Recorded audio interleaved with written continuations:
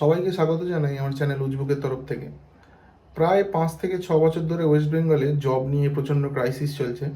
তাই at last 2024-এ ভোটের কাছাকাছি আসতে প্রায় প্রচুর জব দেখতে পাচ্ছি যে অ্যাভেলেবেল হচ্ছে। পিএসসির অনেকগুলো পোস্ট ছেড়েছে, clerkship, food SI, West Bengal পুলিশও একটা ছেড়েছে। তা কলকাতা পুলিশেরও কনস্টেবল এবং লেডি কনস্টেবলের রিক্রুটমেন্ট ওরা নোটিফিকেশান দিয়েছে এবং 1 মার্চ থেকে শুরু হয়ে গেছে। তা নোটিফিকেশানটা ফর্ম ফিল আপ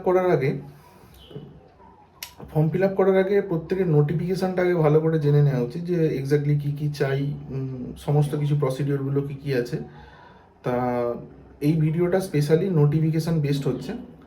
তা পরের ভিডিওটা আমি দেবো যে কীভাবে ফর্ম ফিল আপ করতে হয়। তা সবাইকে রিকোয়েস্ট করবো যে তোমরা আগে ভিডিওটা পুরোপুরি দেখো, নোটিফিকেশান কী কী দিয়েছে, এলিজিবিলিটি ক্রাইটেরিয়া কী কী আছে, পরীক্ষার প্যাটার্ন কীরকম, সিলেবাস কী আছে এবং ফর্ম ফিল আপের প্রসিডিওর কী কী আছে, সমস্ত কিছু নোটিফিকেশানের মধ্যে আছে।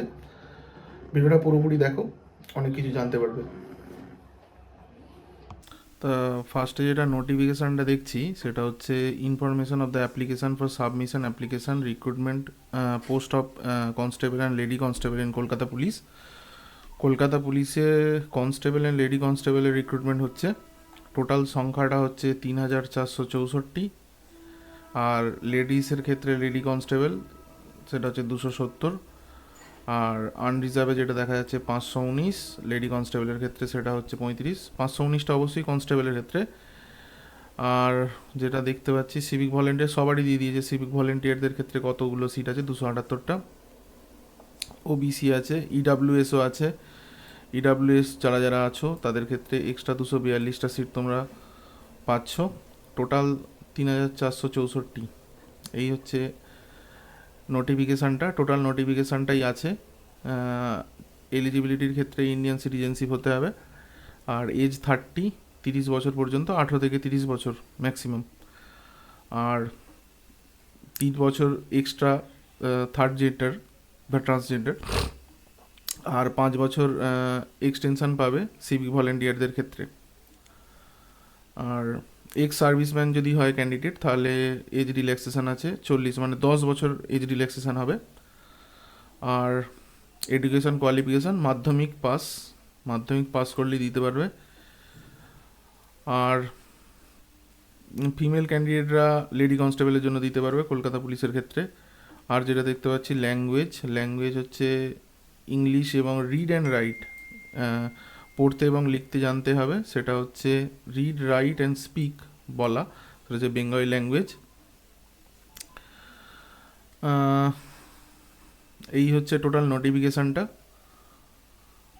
এটা বলে দিয়েছে যে ফিজিক্যাল যে মেজারমেন্ট আছে সেই ফিজিক্যাল মেজারমেন্ট কত লাগবে।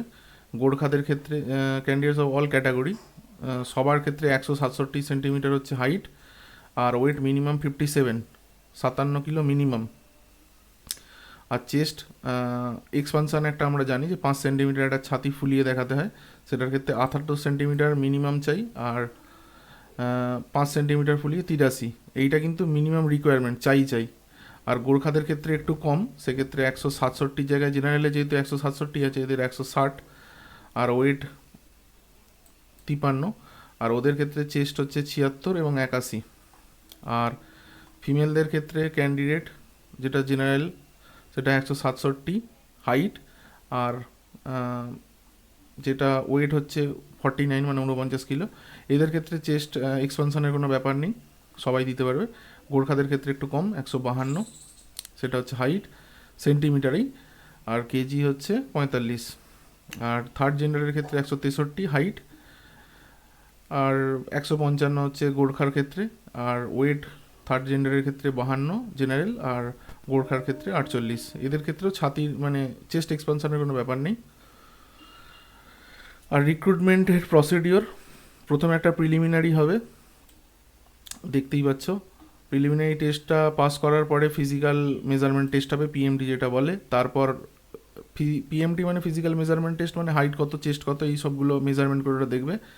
তারপরে যেটা যে ফিজিক্যাল এফিসিয়েন্সি টেস্ট, পেট যেটা বলে, পেটটা পাস করার পরে ফাইনাল রিটেন এক্সামিনেশন, মানে মেন্স পেপারটা।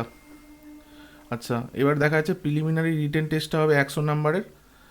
100 নাম্বারের মধ্যে টোটালটাই এমসিকিউ বেসড হবে। টোটাল 1 ঘন্টা সময়। কোয়ালিফাইং নেচার মানে একটা মিনিমাম কাট অফ যাবে, সেই কাট অফটা ক্লিয়ার করতে হবে। জেনারেল অ্যাওয়ারনেস থেকে 40 নাম্বার, জিকে আর জিএ এখানে 40 নাম্বার থাকবে। এলিমেন্টারি ম্যাথামেটিক্স মানে মাধ্যমিক স্ট্যান্ডার্ড মানে এরিথমেটিক শুধু হবে, সেটা হচ্ছে 30 মার্কসের। আর রিজনিং থাকবে 30 মার্কস, মোট টোটাল হচ্ছে 60 মার্কস। 60 মার্কস বলছি, 60 40 100 নাম্বারের টোটাল পেপারটা আছে, সময় হচ্ছে 1 ঘন্টা। আর নেগেটিভ মার্কিং অবশ্যই থাকছে। আর প্রত্যেকটা উত্তর যদি ভুল হয় 1/4 মানে 0.25 নাম্বার করে কাটা হবে। ফিজিক্যাল মেজারমেন্ট টেস্ট আগেই বলে দিয়েছি, আর ফিজিক্যাল এফিসিয়েন্সি টেস্টও বলে দিয়েছি আগে, না এটা বলা হয়নি। ফিজিক্যাল এফিসিয়েন্সি টেস্টের ক্ষেত্রে মেলের ক্ষেত্রে 1600 মিটার টোটাল দৌড়াতে হবে, 6.5 মিনিট টাইম। আর ফিমেলের ক্ষেত্রে 800 মিটার, টাইম হচ্ছে 4 মিনিট। আর থার্ড জেন্ডারের ক্ষেত্রেও একই 800 মিটার, ওদের ক্ষেত্রে কিন্তু 3.5 মিনিট। আর এক্স সার্ভিসম্যান যদি হয়, এগুলো প্রত্যেকটাই কিন্তু আনরিজার্ভ রিজার্ভ সবার ক্ষেত্রে একই হবে ফিজিক্যাল এফিসিয়েন্সি টেস্টটা। আর এক্স সার্ভিসম্যানের ক্ষেত্রে 800 মিটার 3.5 মিনিট, আর ফিমেলদের ক্ষেত্রে 800 মিটার 4 মিনিট 4.5 মিনিট। এবার তারপরে যেটা আসছে সেটা হচ্ছে ফাইনাল রিটেন টেস্ট হবে, এটা 85 নাম্বারের হবে টোটাল। সবগুলো পাস হওয়ার পরেই কিন্তু এই ফাইনাল পেপারটা আছে, এই ফাইনাল পেপারটাও এমসিকিউ বেসড হবে। টোটাল টাইম হচ্ছে 1 ঘন্টা। দুটো ল্যাঙ্গুয়েজে থাকবে, একটা বেঙ্গলি অথবা নেপালি, আর ইংলিশে একটা পেপার থাকছে। এক্ষেত্রে যেটা সাবজেক্টগুলো থাকবে সেটা হচ্ছে জেনারেল অ্যাওয়ারনেস অ্যান্ড জেনারেল নলেজে 25 মার্কস থাকছে, আর ইংরাজিতে থাকছে 10 মার্কস। এলিমেন্টারি ম্যাথামেটিক্স একই রকম, তাতেও 25 মার্কস থাকবে। আর রিজনিং অ্যান্ড লজিক্যাল অ্যানালাইসিস এটাতে 25 মার্কস থাকবে। এখানেও নেগেটিভ মার্কিং থাকছে, সেটা হচ্ছে 0.25 প্রত্যেকটা প্রশ্নের ভুলে।